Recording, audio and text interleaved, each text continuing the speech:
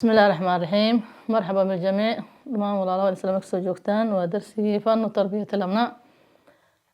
tarbiyada ilmaha iyo fankeeda iyo wixii ku seeyay caruurta iyo waalidiinta si ubadkeen u noqdaan ubad tarbiyadooda ay sax tahay waalidkuna uu khibrad u yeesho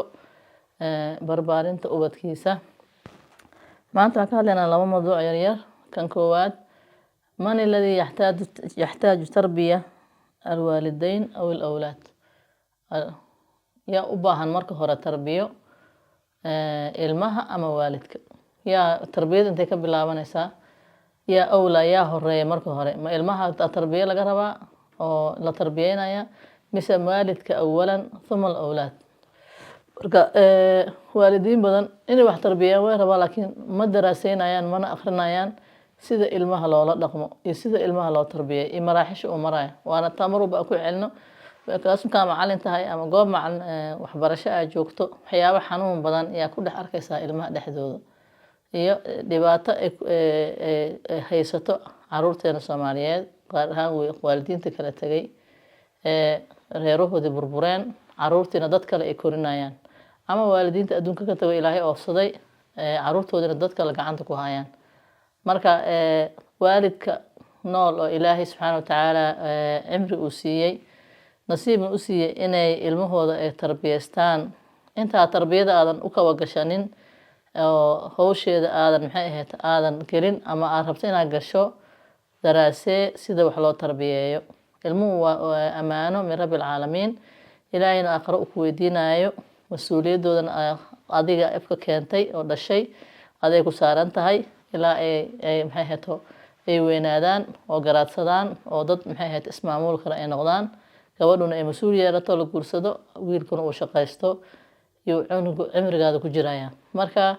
haddii aadan garanaynin marka oo waalidiin badan ilmahooda inay dhumaan ayaga u sababa inay fashilmaan ayaga u sababa inay carraan oo badda ku dhintaan ayaga u sababa inay tacliinta ka tagaan ayaga u sababa inay daraaga iyo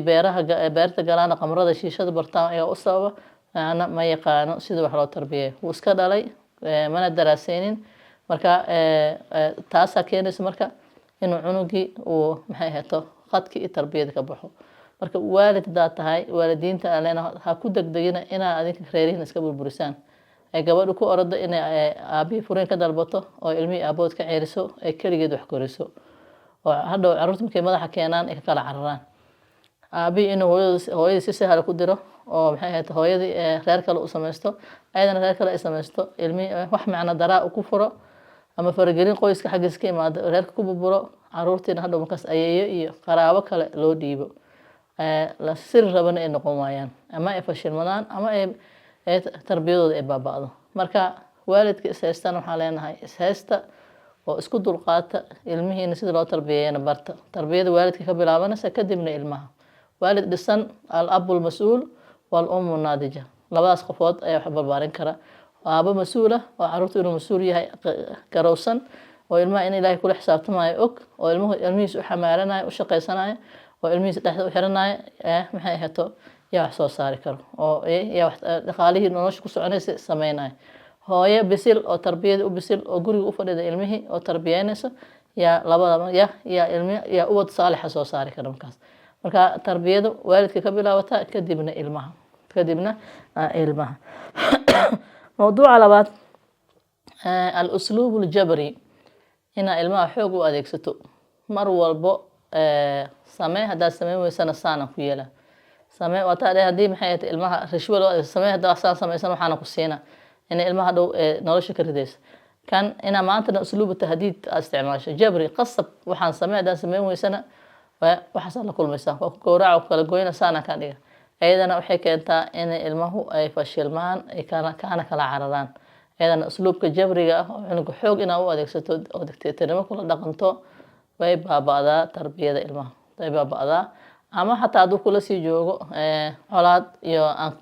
aan dhamaanin iyo cunuga calooshiisa ku wadanaya waalidkiisa u haynayo hadhowna asaga tarbiyadaas oo salbiga ah oo saxda ahayn noloshiisa kale raacaysa asna wuxuu rabaa maanta inuu u dhaqmo inuu sidoo asaga loola soo dhaqmo oo si maxay qof walba inuu xoog u adeegsado wax walba inuu xoog ku xaliyo wax walba xeelad jirin fakar jirin aqli jirin marka ayadana usluubka jabriga waxay keentaa النفور ilmuhu inay kala cararaan inay ilmuhu kala cararaan oo waalidka ka cararaan gurigana ka cararaan tacliintana ka cararaan noloshooda dhanna ay maxay ahaato ay kaasi kadaan marka noqo ilaahayna wuxuu dhahay walow kunta faddan ghaliida alqalbi lanfaddu min hawlik haddaad tahay qof qalafsan oo naxariis laawo ah oo dadka u naxaynin dadka saxaabada way ka kala carari lahaayeen fabimaa raxmatin min allaahi linta lahum naxariis ilaahay dadkiisa ugu jelecsanaan ilmahada marka dabacsanaan iyo liin iyo asluub layin oo jilicsan ayaa la rabaa inaad kula dhaqanto markaas ay guulaysanayaan adigana aad daraasayso sida wax loo tarbiyeeyo iyo cimriga cunuga inaad la socoto iyo cimrigu sida uu yahay iyo ayada say u kala duwan yihiin iyo maxay ahaato sida u kala samaysan yihiin marka baro waalid daa tahay fanu tarbiya daraasee dad badanaa ka hadlay dad badanaa qoray baraha bulshadan aad bay uga buuxdaa qofkii raba inuu wax tarbiyeeyo intuusan tarbiyada uu gelin hawsheeda ha barto hana daraaseeyo wallahu aclam dhismahan casriga idiin muuqda waxaa hirgelinaysa shirkadda Marwa Homes gurigu waxa uu ku yaalaa xaafadda Southsea ee wadada Orishibara gurigu waxa uu ka kooban yahay 4 qol iyo qolka shaqaalaha 2 qol iyo fadhi oo ah guryaha alaabta lagu kireeyo ee faanishka waxa uu leeyahay parking 2 wiish ceel matoor iyo supermarket agaarka guriga waxa ku yaala masaajidyo iskuulo iyo waliba isbitaallo shirkadda xafiiskeedu wuxuu ku yaalaa xaafadda Southsea daarta Taha Heights dabaqa 14aad wixii faahfaahintaas dheerna waxaad kala xiriiri kartaa eber 722 69 amaba eber 7 eber 69 Marwa Homes Limited horseedka shirkadaha dhismaha